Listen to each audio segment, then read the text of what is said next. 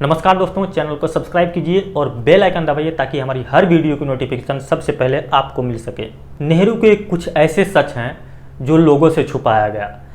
आप कितना भी सच को छुपा लो, कितना भी छुपाने की कोशिश करो, लेकिन वह एक न एक दिन निकलकर वह बाहर आ ही जाता है। सबको पता है कि भारत के पहले प्रधानमंत्री पंडित जवाहरलाल नेहरू किस किस्म के अय्याश थे। इनके बारे में ये कहा जाता है कि उस समय इन्हें एक लड़की देकर जो काम करवाना होता वो काम आदमी करवा सकता था। अब सोचिए ये किस किस्म के अय्याश थे कि एक लड़की देकर आप जो करवाना चाहो उस समय के प्रधानमंत्री से आप वो करवा सकते थे। नेहरू की अय्याशी सिर्फ भारत में ही नहीं, पूरी दुनिया में चर्चित है। उस पर कई कहानियाँ लिखी गई है, कई किताबें लिखी गई है। हमने देखा कि अभी चंद्रयान 3 लॉन्च हुआ है। चंद्रयान 3 लॉन्च होने के बाद कुछ चमचे चाटुकार लोग इसका सारा क्रेडिट नेहरू को देने लगे। वो लोग बता रहे थे कि अगर नेहरू ना होते तो आज इसरो नहीं होता। मतलब कोई अच्छा काम इस देश में क्या हुआ उसका क्रेडिट चाचा जी जरूर ले जाएंगे, क्योंकि उनकी असलियत ज़्यादातर लोगों को पता नहीं है। इसलिए कांग्रेस और कांग्रेस के जो चमचे हैं, चाटुकार हैं, वो लोग क्या करते हैं, कुछ भी अच्छा काम हुआ उसका क्रेडिट नेहरू को दे देते हैं। जबकि नेहरू 5 साल पहले ही निपट गए थे। 1964 में नेहरू निपट गए थे और इसरो की स्थापना 1969 में हुई थी। लेकिन चमचे और कांग्रेस की सेना उसका सारा क्रेडिट नेहरू जी के गोद में डाल रही है कि अगर नेहरू ना होते तो ये नहीं होता, नेहरू ना होते तो वो नहीं होता। आज नेहरू के कारण ही पाकिस्तान ने जो कश्मीर लेके रखा है, अगर नेहरू ना होते तो वो कश्मीर जो हिस्सा पाकिस्तान ने ऑक्यूपाइड किया हुआ है वो कभी भी ऑक्यूपाइड होता ही नहीं। नेहरू उस चीज़ को यूएन में लेते चले गए। पाकिस्तान ने हमारे कुछ पार्ट पर कब्जा किया कश्मीर के और उस मुद्दे को यूएन में लेके चले गए। हमारी आर्मी इतनी उस टाइम थी कि वहाँ से पाकिस्तानियों को खदेड़ सकती थी, लेकिन उस देश के एक मुद्दे को नेहरू ने अपनी गलती के कारण उसे एक इंटरनेशनल मुद्दा बना दिया गया, जो ज़मीन आज तक पाकिस्तान के पास है। वीटो पावर फ्री में चाइना को दे आए। एक शब्द में कहें तो नेहरू ने इस देश को बर्बाद करके रख दिया। अगर नेहरू ना होते तो यह देश अभी तक और कितनी ऊंचाइयां छू चुका होता। लोग कहते हैं कि नेहरू को बच्चों से बहुत प्यार था, इसलिए बच्चे इन्हें चाचा चाचा कहकर बुलाते थे। और आज पूरी दुनिया नेहरू को चाचा के नाम से ही जानती है। चाचा मतलब नेहरू, बापू मतलब गांधी। तो इस टाइप से इनको जाना जाता है। वही लोग ये बताना भूल जाते हैं कि नेहरू किस तरह के अय्याश किस्म के आदमी थे और ये किस तरह से बच्चों से भी ज़्यादा प्यार लड़कियों से किया करते थे, औरतों से किया करते थे। बताया जाता है कि नेहरू की ज़िंदगी में कई लड़कियां आई, कई लड़कियां गई। मतलब ये हर लड़की से जो इनकी ज़िंदगी में आती थी उससे प्यार करते थे। इसका मतलब सीधा ये हुआ कि चाचा नेहरू जो भारत के पहले प्रधानमंत्री थे वो उस टाइम के जॉनी भैया थे। आप सब जानते ही होंगे कि जॉनी भैया कौन है, मुझे ज़्यादा एलोब्रेट करने की कोई ज़रूरत नहीं है। आप सब मुझसे ज़्यादा समझदार हैं। जवाहरलाल नेहरू को एक अय्याश किस्म का व्यक्ति कहा जाता था। भारत उस समय बहुत गरीब था, तो लेकिन नेहरू की अय्याशी अपने चरम पर थी। बताया यह भी जाता है कि नेहरू के कपड़े धुलने के लिए पेरिस और लंदन जाते थे। मतलब पेरिस और लंदन से नीचे नेहरू का कपड़ा नहीं धुल पाता था, वहाँ से धुल कर आता था, तब नेहरू जी अपना कपड़ा पहनते थे। नेहरू को लंच के बाद सिगरेट पीने की आदत थी। आपने उनके कई फोटो में देखा होगा कि वो हमेशा सिगरेट पीते हुए दिखाई दे रहे हैं। तो जब भी नेहरू जी खाना खाते थे तो उसके बाद लंच डिनर जो भी करते थे उसके बाद वो सिगरेट पीते थे। उनकी एक ब्रांड थी 555 नंबर। वो उस ब्रांड को छोड़कर किसी और ब्रांड की सिगरेट नहीं पीते थे। एक बार वो दौरे के लिए भोपाल गए हुए थे और उन्होंने वहाँ पर लंच किया और लंच के बाद उनको पता चला कि उनकी जो 555 नंबर की ब्रांड की सिगरेट है वो ख़त्म हो चुकी है। तो उन्होंने कहा कि हमें ये सिगरेट ला कर दो। तो भोपाल में जब खोजा गया तो वहाँ पर 555 नंबर की कोई भी सिगरेट उस ब्रांड की नहीं मिली। तो नेहरू ने भोपाल से एक फ़्लाइट को इंदौर भेज दिया कि वहाँ से 555 नंबर की सिगरेट लेकर आओ।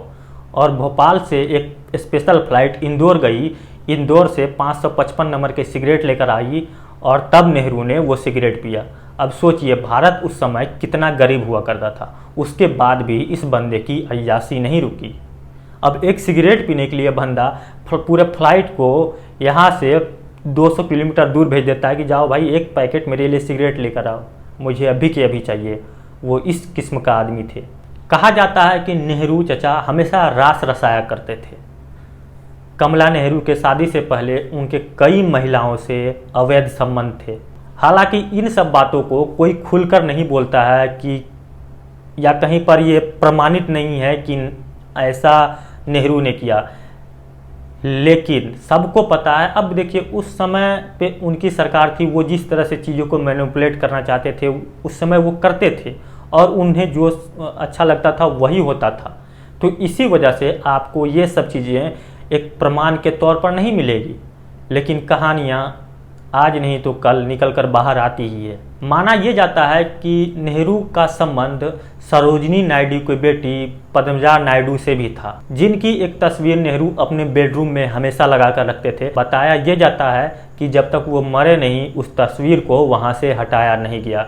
कुछ इस तरह नेहरू पद्मजा नायडू से प्यार करते थे। हालांकि बाद में उनकी शादी नहीं हो पाई। पद्मजा के अलावा जवाहरलाल नेहरू का संबंध एक तेजी नाम के लड़की से भी था। बनारस के एक सन्यासिनी से भी नेहरू के अवैध संबंध थे और बताया यह जाता है कि नेहरू इस तरह उनके प्यार में पागल थे कि जो अवैध संबंध थे उसके कारण उस लड़की को एक बेटा हो गया, लेकिन बाद में नेहरू ने उसे अपनाने से मना कर दिया, क्योंकि नेहरू को सिर्फ किसी औरत के मज़े लेने थे और कुछ नहीं।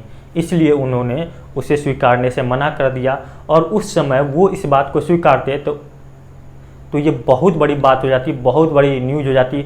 और जो आजकल नेहरू को इन सब चीज़ों के बारे में बोला जाता है कि नेहरू ऐसा, नेहरू जी ऐसे, नेहरू जी ऐसे, तो एक लोगों को प्रमाण मिल जाता है कि नेहरू ने इस तरह का काम किया था। इसलिए शायद नेहरू ने उस बच्चे को स्वीकारने से मना कर दिया। इसके अलावा अब लेडी माउंटबेटन को कौन नहीं जानता।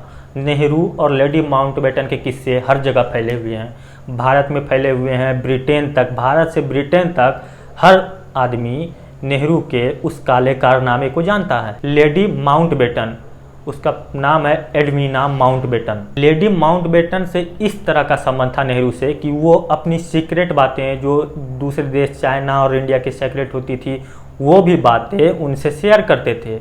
अब सोचिए किस स्तर का संबंध रहा होगा उससे कि अपनी सीक्रेट बातें, एक प्रधानमंत्री पद पे आप बैठे हुए हैं जहाँ पर उसकी एक गरिमा है, वहाँ पर संविधान की और ईश्वर की शपथ लेकर जाते हैं कि हम इस चीज़ का ख्याल रखेंगे कि अपने देश की गोपनीय बातें किसी के साथ साझा नहीं करेंगे।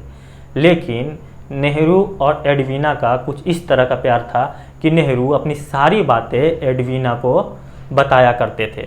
कमला नेहरू के मरने के बाद भी, मतलब जवाहरलाल नेहरू की पत्नी जो थी, उनके मरने के बाद भी लेडी माउंटबेटन से उनके संबंध रहे। लेडी माउंटबेटन के आप बहुत सारे फोटो इंटरनेट पर देख सकते हैं। एक बार यूँ हुआ कि प्ले बॉय के एक मैगजीन ने पंडित जवाहरलाल नेहरू का इंटरव्यू छाप दिया।